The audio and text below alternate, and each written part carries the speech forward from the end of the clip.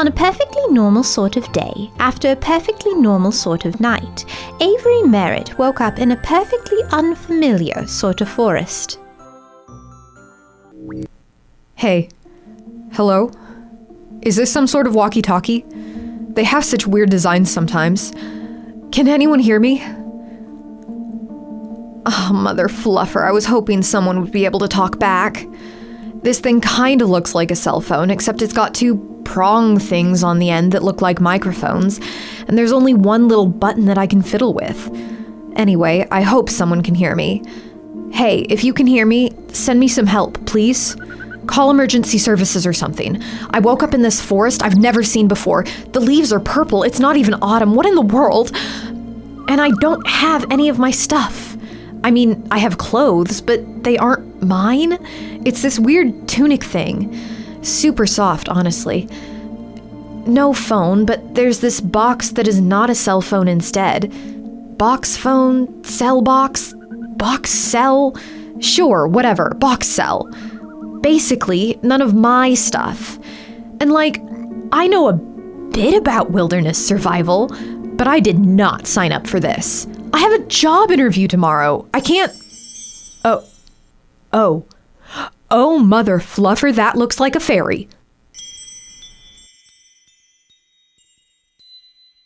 Hey, little buddy. Do you know where we are? What am I doing? This is probably a stress-induced hallucination. Was that a yes? Okay, cool. Interactive hallucination, we're doing great. Ow! Hey, don't bite me, that's mean. Can hallucinations cause physical sensations? Oh, what I wouldn't give for a search engine right now. But I guess if there's a chance you're real, you probably do know this place better than I do.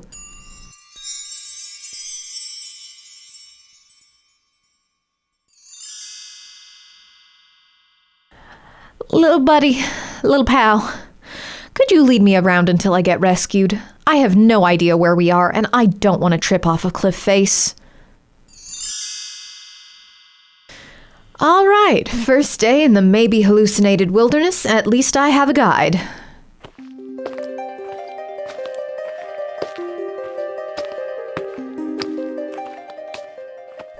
So, we have purple leaves on every plant I've seen so far out here, a fairy, and some kind of silver moss on the trees. This place would make an awesome case study. Yeah, you think so too? If this isn't a figment of my imagination, a bestiary and a botanical of it would be fascinating. Too bad I don't have any paper. I could have taken notes. What, you've never heard of them? A botanical is basically a compendium of all the plants in an area, with descriptions and usually illustrations too. A bestiary is the same thing for all the creatures in an area. They were popular in medieval times or something, so they usually have fantasy creatures that people only thought existed. You know, like fairies.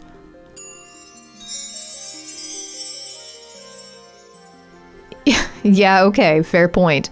But you get what I mean. It'd be so cool. There are already a multitude of things I've never seen in my life, and I don't have anything to take notes with. The box cell? What about it? Oh, this thing is recording? So what am I doing right now, making a voice note? I thought I was sending out a signal like a radio tower. I need people to hear me if I want to get rescued. It is being sent out? You sure you're not just giving me false hope in a misguided attempt to comfort me? Because I'm not afraid to cry. There's a whole song about it being all right.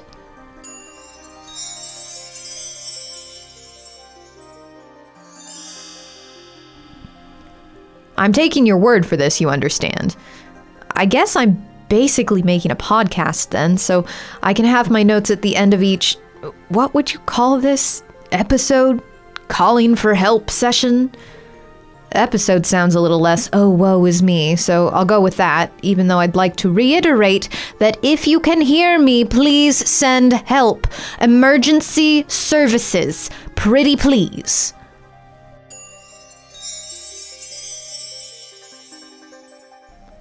Yeah, laugh it up. Just for that, I'm not putting your entry in until tomorrow. If I'm rescued tonight, you're not going to be in my wildly popular memoir.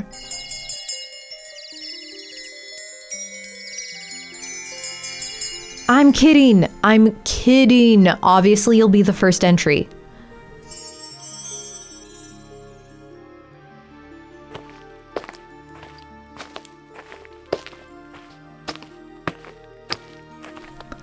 Are we gonna reach someplace I can sit down soon? My feet feel like they've started a mutiny against me.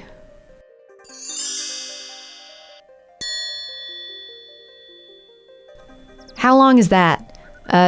Give me one chimey sound for each minute. You are the smartest fairy I've ever met. Even if you're also the only fairy I've ever met. Mother Fluffer, I cannot keep calling you fairy. You have a name, right? Is there any way for you to tell it to me? Yeah, that sounds about right. You like the name Ferdinand? Delia?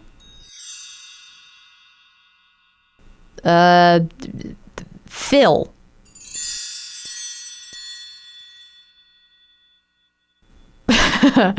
Well, nice to meet you, Phil. Hey, do you want to carry the box cell for a minute? I need to gather some moss and some leaves for the entries.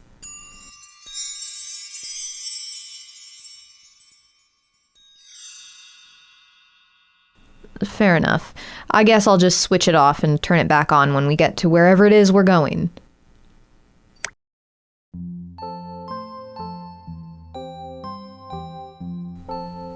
It may have taken Avery much longer than it should have to understand the situation, but even the dimmest of bulbs shine in the dark. They still half believed they were hallucinating, but the possibility that this was their new reality left Avery determined to survive. Obviously, their current success is thanks mostly to the newly named Phil, but we can give Avery a pat on the back for their efforts. The two of them journeyed onward, Avery picking a handful of silver down moss and assorted purple leaves from different plants. Phil must have an uncanny sense of time, because it took them precisely 2 minutes to reach a clearing covered in the very softest of moss.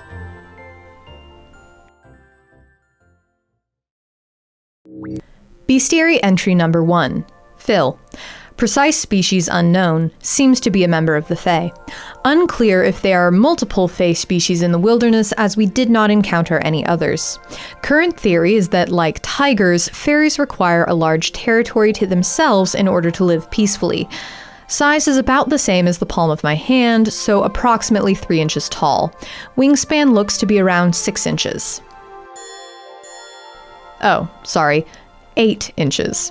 Fully capable of flight, wings shed small sparkles of dust as they move, but no dust is visible on wings during rest.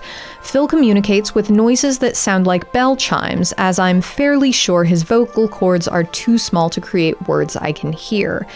The source of the chime sound is currently a mystery. I'm guessing magic. He's clearly intelligent and can understand concepts like numbers and time. I'm unsure how he knows English, but he must have learned it at some point. End of entry. Botanical entry number 1. General note on the purple flora. It seems the leaves here default to purple instead of green, and if I remembered anything about light and color from science class, that would probably tell me something interesting. All the leaves I've encountered so far have been purple down to the veins, although there's variation in the shades. A handful are fuzzy, but most are smooth, with no ridges on the edge. End of entry. Botanical entry number 2, the silver moss. This is maybe the softest stuff I've ever touched. It feels like what I hoped clouds would be like as a kid. It pulls apart like unspun cotton or cotton candy, but will reattach to itself with ease and with no sign that it was ever detached.